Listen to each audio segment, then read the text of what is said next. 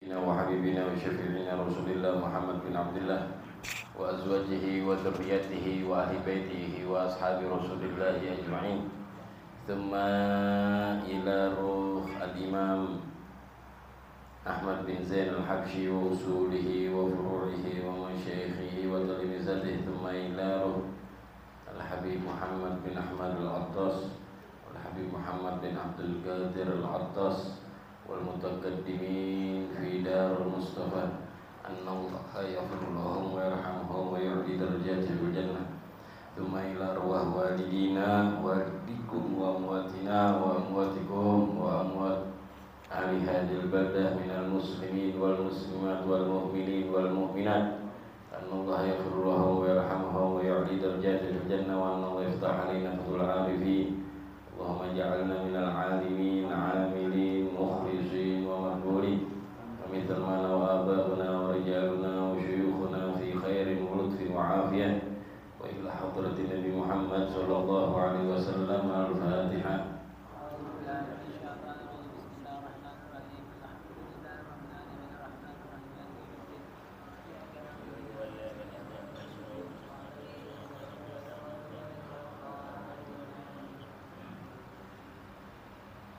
Bismillahirrahmanirrahim. Alhamdulillahirabbil alamin wa bihi nasta'in ala umuri dunya waddin. Subhanaka la ilma lana illa ma 'allamtana innaka antal alimul hakim. Wa la haula wa la quwwata illa billahil aliyyil azim. Allahumma shalli wa sallim ala sayyidina Muhammad miftahi bab rahmatillah. Adada ma fi ilmillah salatan wa salaman daimaini bidawami mulkillah wa ala alihi wa sahbihi wa ala man ba'd. Segala puji bagi Allah Subhanahu wa taala yang selalu dan senantiasa memberikan kita nikmat Islam dan nikmat iman dan juga nikmat Allah dikumpulkan kita di majlis yang mulia ini. Semoga pertemuan kita selalu mengundang rahmat Allah Subhanahu wa taala. Dan insya Allah pagi hari ini Allah anugerahkan kepada kita maghfirah, ampunan dosa dari segala kesalahan kita. Yang ada itu sakit, insya Allah Allah angkat penyakitnya, Allah sehatkan badannya. Amin amin ya rabbal alamin. Ya, karena majlis seperti ini banyak apa bilangnya, banyak support dari Rasulullah SAW. Minimal harapan kita setiap majlis minim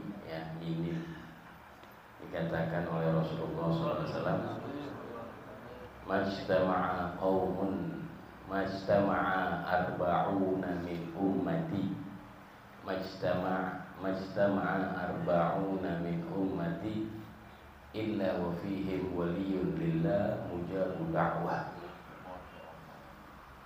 Dari riwayat dari Rasulullah SAW, tidaklah berkumpul 40 orang dari umatku kecuali di antara mereka ada yang mustajab doanya. Ajib betul.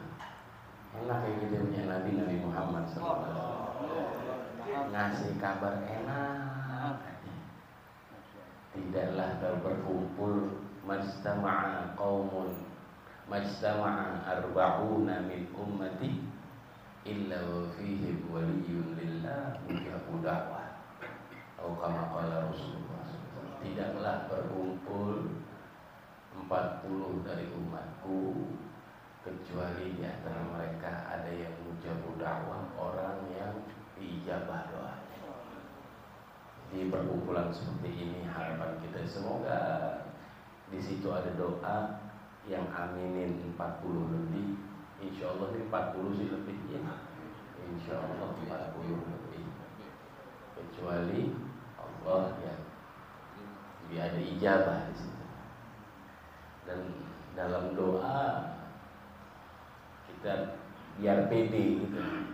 Setiap doa di kapanpun, apalagi kalau lagi ngumpul. Kenapa? Karena ada riwayat juga dari Rasulullah SAW, ud'ullaha wa antum muqinuna bil ijabah. Ud'ullaha wa antum muqinuna bil ijabah. Itu kata Rasulullah SAW. Apa sabda Rasulullah? Berdoalah kau kepada Allah, mintalah kalian kepada Allah, wa antum, dan kalian dalam keadaan yakin diijabah. Tuh, salah satu kiat-kiat doa biar cepat diijabah, setiap doa yakin Allah bakal ijabah.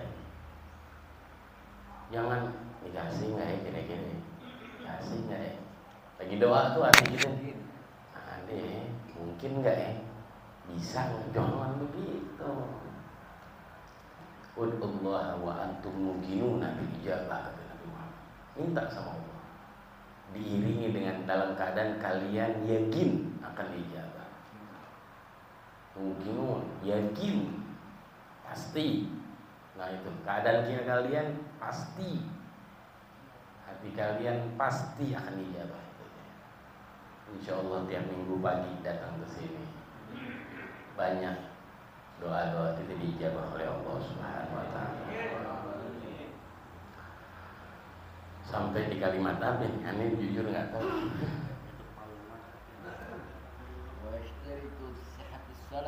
Tuh kan ada 3 pendapat ulama nih.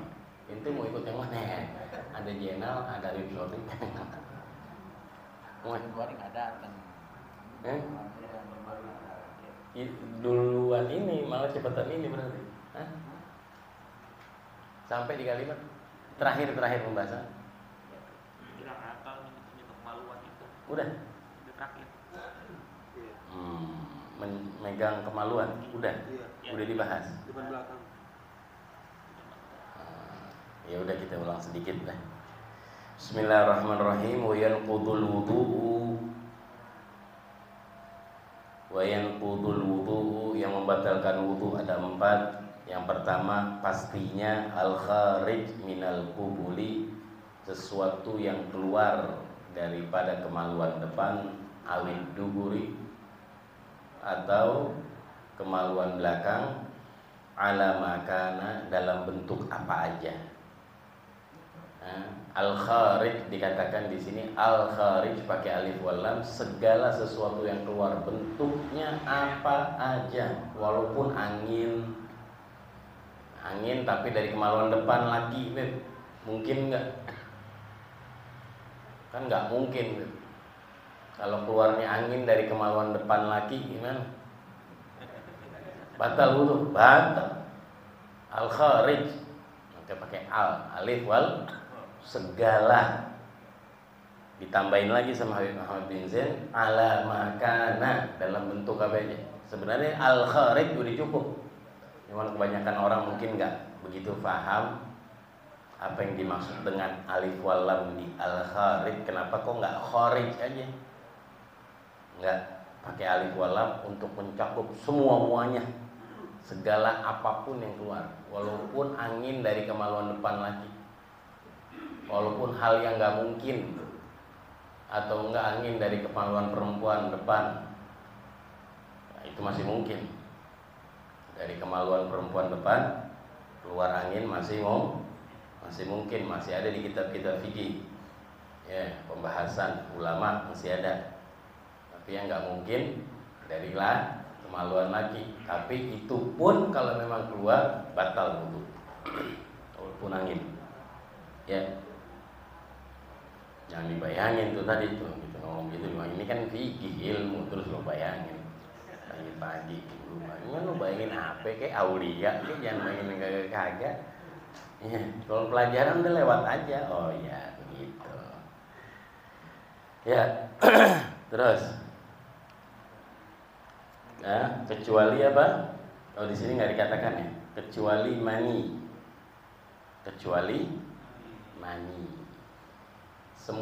Segala sesuatu yang keluar dari kemaluan depan pasti. Kalau segala sesuatu yang keluar dari kemaluan depan dan kemaluan belakang pasti membatalkan. Segala sesuatu yang keluar pasti membatalkan wudu. Membatalkan wudu. Apakah ya, kecuali mani, kecuali mani. Yang masuk kan bilang al-kharij, segala yang keluar. Yang masuk dimasukin dari kemaluan, kayak kapsul dari dubur, obat. Lihat kalau emang nggak nyentuh, kalau emang nggak nyentuh kemaluannya, ya nggak batal. Segala sesuatu yang keluar. Nah, yang masuk enggak. Yang kedua, illa mani, di sini memang nggak dikatakan, nggak disebutkan, mungkin tahu ya. Ya, kecuali mani, bagi orang yang memiliki wudu tapi keluar mani, maninya keluar, air maninya keluar, apakah batal wudu? Enggak. Keluar mani doang. Emang mungkin kan? Mungkin. Naudzubillah, jangan sampai. Yang pertama kali aja orang naudzubillah salisul mani, naudzubillah, jangan sampai. Iya. Keluar mani atau apalagi menghayal, naudzubillah juga. Ya, kecuali mani nggak membatalkan wudu. Mungkin karena nggak disebut, itu dia cukup. Karena hal yang nggak mungkin, makanya nggak disebut sama Habib Ahmad bin Zain. Kemungkinan seperti itu. Karena di kitab-kitab fikih yang lain disebutkan segala sesuatu yang keluar dari kemaluan depan kemaluan belakang membatalkan wudu kecuali mani. Mau mungkin mau enggak. Kalau keluar mani nggak batal wudu. Selain berhubungan keluarnya, kalau berhubungan udah pasti batal wudu. Nggak usah diomongin. Mungkin karena itu kali. Karena ya kecuali mani kalau keluar tanpa ngapa-ngapain, keluar mani maka nggak batal wudu. Kenapa? Karena air mani itu asal usulnya manusia. Di madhab al-Imam Syafi'i, madhab kita. Kalau madhab yang lain batal, seperti Imam Malik, Imam Abi Hanifah, keluar mani batal wudu. Keluar mani batal wudu. Keluar mani toh ya. Kalau ini ngomongin keluar mani doang, nggak berhubungan. Di madhab Imam Syafi'i mengatakan enggak, air mani itu enggak keluar tidak membatalkan wudu, dan air mani itu suci. Air mani itu suci. Selain mani kayak wadi atau madi batal wudu, membatalkan wudu, kecuali mani doang. Cairan yang enggak bisa yang enggak membatalkan wudu, yang keluar dari kemaluan hanya mani. Kenapa? Karena aslul insan atau aslul bashar. Karena mani itu asal usulnya manusia. Ngambilnya dari mana sih Imam Syafi'i? Katanya mazhab lain batal.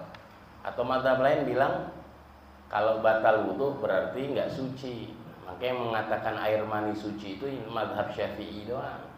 Mazhab yang lain dibilang bahwa air mani itu najis. Air mani najis.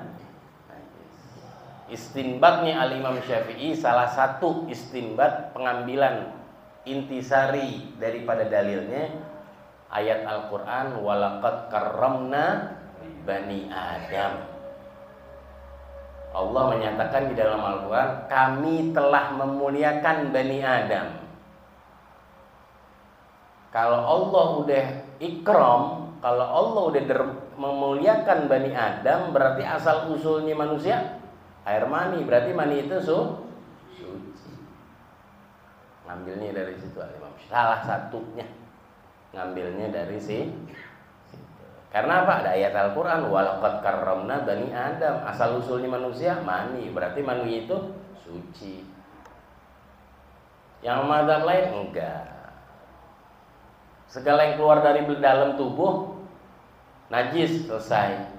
Walaupun mani. Paham? Makanya nanti ini begini merembetnya kemana lagi? Maka ada istilah dalam madhab sholat jenazah. Di mazhab yang lain jenazah itu najis. Imam Syafi'i bilang jenazah nggak najis. Paham ini? Mazhab yang lain mengatakan jenazah itu najis. Makanya hubungan hukumnya kemana? Hubungan hukumnya kemana? Nggak boleh sholatin di masjid. Tuh mazhab yang lain. Mazhab Imam Syafi'i enggak. Walaqad karramna bani Adam, balik lagi. Itu ayat. Kalau asal berarti asal usulnya suci, ketika meninggalnya pun tetap dalam keadaan suci. Maka Imam Syafi'i bilang boleh sholat di masjid. Mazhab yang lain enggak. Paham apa sini nih? Imam Ahmad bin Hanbal bilang mazhab jenazah najis. Makanya nggak ada yang masuk Masjidil Haram kalau nggak salah ya. Kalau nggak Masjid Nabawi nggak ada jenazah. Di luar tuh. Sholat jenazah makanya nggak kelihatan kan jenazah. Kalau sholat jenazah emang kelihatan. Atau enggak Masjid Nabawi kelihatan nggak? Nggak ada yang kelihatan. Kenapa? Di luar masjid tuh. Karena mazhab mereka mengatakan jenazah itu najis, nggak boleh masuk masjid. Anda boleh-boleh aja. Pendapat boleh-boleh aja. Imam Syafi'i bilang enggak. Suci. Nah, menggabungkan nih inilah kehebatan ulama Al-Ba'alawi, ulama Alawin terutama di Tarim. Di Tarim ini atau enggak di Hadri di Tarim. Ini segala istilahnya dalam beribadah, dalam menjalankan ibadah mereka ini benar-benar hati-hati. Terutama ulama-ulama Tarim. Kenapa hati-hati? Hati-hati, khawatir ada apapun, ada hal yang dibilang ini nggak boleh, ini haram, mereka tuh menjaga. Salah satunya tentang jenazah. Di Tarim nggak ada yang memang sholat jenazah di masjid. Makanya mereka punya tempat namanya Jabbanah. Jabbanah itu kalau kita bahasanya aula, kalau kita bahasanya aula. Bangunannya mirip masjid, cuman bukan wakaf masjid, nggak diwakafin masjid. Besar, kira-kira 5 kalinya ini atau 7 kalinya ini. 7 kalinya Darul Mustafa mungkin. Besar. Nah itu bukan masjid tuh. Makanya seluruh jenazah sholatinnya di sini. Seluruh jenazah sholatin di sini. Situ ditarik terutama. Kenapa? Menjaga. Khawatir. Karena di mazhab yang lain ada yang mengatakan jenazah itu najis. Bukan berpegang pendapat itu, enggak, jaga-jaga. Ya. Paham apa sini? Makanya ada tempat namanya Jabbanah di Tarim. Insyaallah semuanya bisa ziarah ke Tarim. Amin. Lihat Faqihil Muqaddam makamnya, ziarah ke Faqihil Muqaddam. Ziarah ke makamnya Habib Abdullah bin Alawi Al-Haddad. Ziarah ke makamnya Al-Habib Abdurrahman Segaf Muqaddam Tani. Pengen gak? Pengen. Amin ya Rabbal. Jangan dengerin nih orang-orang pembenci dengan Al-Ba'alawi. Kesian. Sebenarnya kesian mereka. Kalau kita pikirin kesian. Bego sendirian nih, lama-lama gila. Bener, ini sekarang udah berbondong-bondong lagi nih. Hebat-hebatan lagi mereka di media untuk membenci Ahlul Bait, untuk membenci Al-Ba'alawi khususnya. Ya sudah nggak apa-apa, biarin aja. Iya, biarin aja. Yang gila dia. Bener malah jadi orang gila, kesian. Ngomong ke orang gila. Insya Allah kita semua bisa sampai. Al-Faqihil Muqaddam Muhammad bin Ali. Apa beliau katakan? Aku telah mohon kepada Allah 3 hal. Salah satunya dikatakan kata Imam, dan 3 hal ini sudah diijabah oleh Allah. Salah satunya dalam 3 tersebut, tidaklah ada anak cucuku yang sakaratul maut atau pecinta anak cucuku, kecuali aku ada di sebelahnya dia. Dan itu udah dijabah oleh Allah. Ada di kalam yang fagil mugadam. Aku telah mohon kepada Allah tiga permintaan besar, salah satu ini, dan tiga-tiganya sudah diijabah, diokein, di ACC oleh Allah. Salah satunya, tidaklah ada anak satupun anak cucuku atau pecinta anak cucuku yang meninggal dunia dan yang sakaratul maut kecuali aku ada mendampingi dia di sebelah. Apalagi antum kita semua insyaallah setiap hari minimal ada Al-Fatihah buat Al-Faqihil Muqaddam Muhammad bin Ali. Masa iya? Ada antum baca ratib apa aja ada nggak namanya Al-Faqihil Muqaddam? Insyaallah kalau sakaratul maut emang gunanya apa sih, Bib? Gunanya apa tuh? Dampingin di sakaratul maut. Ketahuilah, sakaratul maut itu keadaan yang paling pelik, fitnah terakhir, fitnah terbesar dan terakhir adanya di sakaratul maut. Fitnah terbesar dan fitnah yang akhir deh. Akhir bagi siapa? Akhir bagi iblis buat ngegodain kita, buat ngegodain manusia. Fitnah yang mereka si iblis mau buat akhir deh. Deadline-nya iblis tuh, tugas deadline-nya iblis buat ngeganggu manusia, ganggu orang Islam ketika mereka sakaratul maut.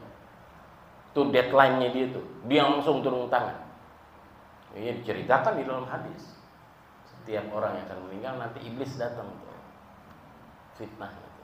Bawa satu cangkir air.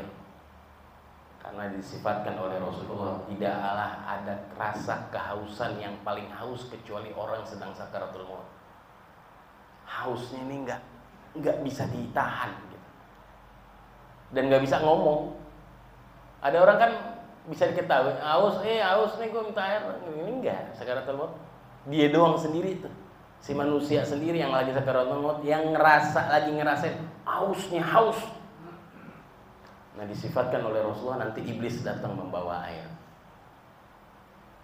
Kalau iblis nawarin, kita minum, berarti kita ikut dengan iblis. Na'udzubillah min dzalik. Walaupun nggak ngomong murtad, walaupun nggak mengucapkan kalimat murtad, walaupun na'udzubillah min dzalik. Jangan sampai. Nah, Faqihil Muqaddam minta itu tuh. Al-Faqihil Muqaddam minta itu sama Allah. Biar cucu-cucunya dan pecinta cucu-cucunya, biar Faqihil Muqaddam yang nanti hadapin iblis buat ngedampingin mereka dalam sakaratul maut. Makanya ada cerita di Belamangan Nakib Habib Umar bin Abdurrahman Al-Attas, mungkin udah lewat ya, waktu Habib Umar bin Abdurrahman Al-Attas dikatakan dikirim keluarganya dalam sakaratul maut ya, ketika ditalgin Habib Umar mengatakan la enggak, suruh la ilaha illallah, la ilaha illallah, la. Maklum, anak istri bingung. Kok disuruh ngomong ditalgin dituntun dengan kalimat talgin, kok ngomongnya enggak. Bingung keluarga. Enggak lama dari situ ternyata sadar Habib Umar bin Abdurrahman. Terus ditanya, kenapa? Tadi kita waktu talgin kok engkau bilangnya enggak. Laknya aku bukan ke kalian yang lagi talgin saya, tapi laknya saya lagi nolak pemberian iblis membawa segelas air. Kalau la ilaha illallah yang kalian talginkan ke saya sudah mendarah daging di tubuh saya. Umar bin Abdurrahman. Saya lagi ribut nih sama iblis. Iblis lagi bawa segelas air. Saya bilang enggak. Insya Allah kita selamat dunia akhirat. Karena saat-saat terakhir itu sakaratul maut. Yang nolong kita siapa? Yang pastinya amal ibadah kita. Amal ibadah. Baikin amal ibadah. Cakepin amal ibadah. Cakepin akidah. Cakepin semuanya dah. Jangan sembarangan doang hidup jadi manusia ini cuma yang begitu, makan tidur kerja, makan tidur, enggak. Mantepin kita punya akidah, mantepin kita punya keyakinan, mantepin sama Allah, sama Nabi Muhammad SAW. Karena saat-saat sendiri, saat begitu mau anak kita 25 lagi, mau bini kita 4, anak 25 hadir lagi sekarang, belum tentu nggak bisa ngapa-ngapain tuh. Kita yang ngadepin sendiri. Kita yang ngadepin mau siapa? Anak 28, 25, bini 4, mau sakaratul maut, bisa bantuin kita? Belum tentu bisa. Punya pintu tol lagi 80. Wah, dari Jakarta Probolinggo 80 pintu tol ente punya. Bisa bantuin ini dari sakaratul maut? Udah 80 pintu tol, nggak ada yang ngaji loh.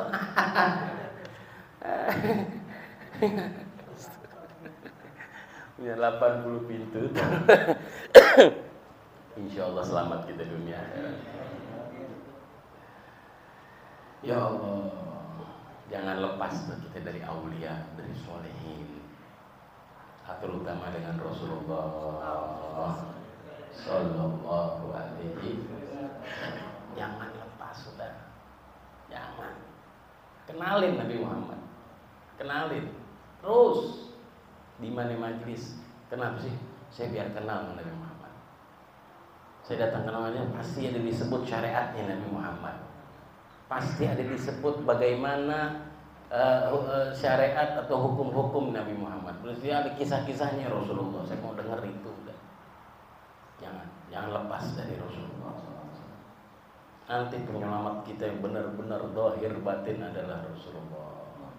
Kalau Rasulullah udah ngirim satu aja, entah dari para aulianya, entah daripada anak cucunya as-shalihin, satu buat kita aja, yang selalu dampingin kita, ngapain aja, enak ente ngapain aja, satu aja kata Habibullah bin Muhsin al-Attas. Ya makanya dikatakan doa maulid apa? Qasimul Imdad, apa katanya? Qasimul Imdad. Habib Ali bin Muhammad al-Habsyi mensifatkan Rasulullah itu Qasimul Imdad. Rasulullah yang ngebagi-bagiin anugerah itu Nabi Muhammad. Betul, datangnya dari Allah. Anugerah apa aja? Ente mau rezeki, ente mau sehat, kesehatan, rezeki, ekonomi, sejahtera, apa aja, akidah, semuanya. Anugerah itu betul. Anugerah datangnya dari Allah. Yang bagi-bagiin kata Habib Ali bin Muhammad itu Nabi Muhammad SAW. Beliau pembagi-baginya. Deketin pembagi. Kalau Nabi Muhammad udah ngebagi satu orang, deketin fulan, jaga fulan. Oh, gitu. Makanya kenapa ada ratib, entah ratib al-atas, entah ratib al-adan. Ayo kita biar mancing tuh pembagian Nabi Muhammad biar ke kita tuh, biar cepet. Kalau Nabi Muhammad udah ngasih satu wali min auliyaillah, ngedeketin ente, selamat ente dunia akhirat. Pembagian Nabi Muhammad. Yang ngasih Allah, betul. Yang ngebagi-bagi. Paham ini? Ibaratnya gampang gimana sih, duit arisan yang megang siapa? Kan gitu. Ntar ada yang bagiin tuh duit arisan, betul? Oh si fulan wayahnya dapat ya. Ada kan yang megang duit arisan? Ada gak? Apa duit arisan ngeletak aja gitu di mana gitu? Itu duit arisan di dunia. Gimana anugerah dari Allah yang megang Nabi Muhammad, yang bagi Nabi Muhammad. Siapa yang pantas? Siapa yang kesini? Siapa yang beganu? Siapa yang beganu? Siapa? Insya Allah kita selamat dunia. Ngomongin batalin wudhu ngapain ke sono-sono ya. Emang kadang suka begini nih, kelewat seger. Biasanya ngantuk, ini kelewat seger. Alhamdulillah, itu dia yang batalin wudhu. Kecuali mani, segala sesuatu yang keluar dari kemaluan kecuali mani. Kedua, hilangnya akal dengan tidur atau selain tidur. Udah semuanya ini ya, kecuali tidurnya orang yang duduk paten tempat duduknya, pinggulnya dia dari tempat duduk. Wayan gudul wudu masuku buli adamin auduburi minhu, menyentuh kemaluan depan manusia. Ya, siapapun, entah milik dia atau milik orang lain. Kemaluan depan dan kemaluan belakang. Au min ghairihi, atau milik orang lain. Bi batinir rahah wa butunil asabi', dengan seluruh telapak tangan. Kabiran atau saghiran, entah itu kemaluan anak kecil, entah itu kemaluan orang dewasa. Entah yang megang anak kecil, entah yang megang orang dewasa. Walau waladahu, walaupun anaknya, walau mayitan, walaupun mayit udah jadi jenazah. Kepegang, yang batal wudu siapa? Yang hidup. Nggak ada istilah yang batal wudu yang mayit. Nah, betul? Sampai sini paham? Kenapa ketika ada jenazah terus dibilang jangan cium, ntar wudunya batal, apalagi di istrinya? Kenapa begitu? Nah, giliran kita pahamin ini, paham kita bahwa yang batal wudu adalah yang waktu megang kemaluan antara mayit dan orang hidup, yang batal wudu siapa? Kenapa giliran mau nyium istrinya pada dicegah? Ayo, benar apa yang benar? Benar apa yang benar? Begitu nggak adat kita ya? Adat kita betul nggak gitu? Itu adat. Sebenarnya nggak batal, biarin aja istri. Udah dimandiin, jangan dicium, ntar batal. Pernah dengar nggak begitu? Benar. Tapi giliran kita ngomong kemaluan jenazah, kalau dipegang sama orang hidup, yang batal wudu siapa? Itu paham. Tapi giliran ada jenazah, habis dimandiin, mau ditutup, istri mau nyium, jangan, ntar batal wudunya. Emang ada batal wudu? Ntar batal mandinya, udah dimandiin, emang batal mandinya? Enggak, itu cuma kebiasaan kita doang. Enggak apa-apa mencium. Kalau istrinya ada wudu, dia yang batal. Begitu. Jelas sampai sini. Kadang kita ini lupa sama satu hal. Jadi ya ingat satu hal, lupa yang lain. Oh iya. Selama ini kenapa kita yang ngelarang ya? Kan nggak batal wudu. Habis dimandiin kek, mau habis diapain? Habis disiangin lagi. Gue kira ikan sepat. Ikan gurame itu. Iya, nggak batal wudu. Jadi mulai dari hari ini jangan pakai ngelarang-larang. Biarin. Istrinya pada mau cium, silakan. Nggak apa-apa. Oh, habis mandi nggak apa-apa. Emang apa? Emang ada batal mandi? Nggak ada. Emang ada batal wudu bagi mayit? Nggak ada. Haram memang. Yang kalau yang nyium Madonna, iya haram. Yang nyium kan dirinya. Tahu nggak? Iya, kalau nyium Madonna datang nyium baru haram. Terus ya, jadi menyentuh kemaluan siapapun, walaupun anaknya, walaupun bayi orok, walaupun orang lain, anaknya orang lain, anak kita, anak siapapun, anak kita pribadi. Ya. Wa in qudul wudu iltiqa'u basyaratai rajulin wa muratin kabiraini ajnabiyaini bila ha'ilin illa dhufran. Yang keempat yang membatalkan wudu, bertemunya atau bersentuhannya atau bertemu, iltiqa itu bertemu, maksudnya bersentuhan. Dua kulit, laki dan perempuan. Mesti laki dan perempuan. Dua kulit, selain kulit enggak. Atau kulit sama yang lain, kulit sama gigi. Ya, ntar ada tuh. Illa dufron au sya'ran au sinnan, kecuali gigi, kecuali rambut, kecuali apa lagi? Kuku. Kecuali kuku nggak batal wudu. Megang gigi gitu. Ngapain lu iseng banget? Tayar palingnya. Wa rajulin wa ramraatin. Laki dan perempuan, laki sama laki nggak batal wudu. Perempuan sama perempuan nggak batal. Kabirain, dua-duanya dewasa. Maksudnya dewasa di sini sudah sampai batasan disenengin, sama orang yang normal. Kira-kira perempuan atau laki di umur berapa itu yang bisa disenengin? Nah itu, kabirain maksudnya nggak mesti baligh. Memang bahasanya kabirain, dewasa, tapi nggak mesti, kata ulama nggak mesti dewasa. Sampai batasan umur yang dia udah bisa didemenin sama orang normal, bukan orang psikopat. Iya, yang psikopat ngeliat bayi orok juga bego. Ya, batasan umur kira 12 tahun ya. 14 tahun. Udah bisa didemenin sama orang normal, udah jangan. Udah batal wudu nih, jangan sentuhan sama dia. Yang lain bila hailin tanpa penuh penghalang atau penutup. Ya, nyentuhan tanpa penutup. Kalau pakai penutup kena penghalang atau penutup, enggak batal wudu. Kecuali kuku, rambut dan gigi atau juz'an munfasilan, atau juga ada organ tubuh yang terpisah. Maksudnya apa?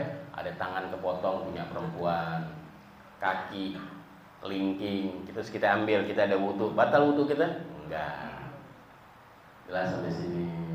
Jelas. Insyaallah kita dengar, apa kita tahu bermanfaat untuk diri kita semua dalam keadaan sehat walafiat. Amin ya rabbal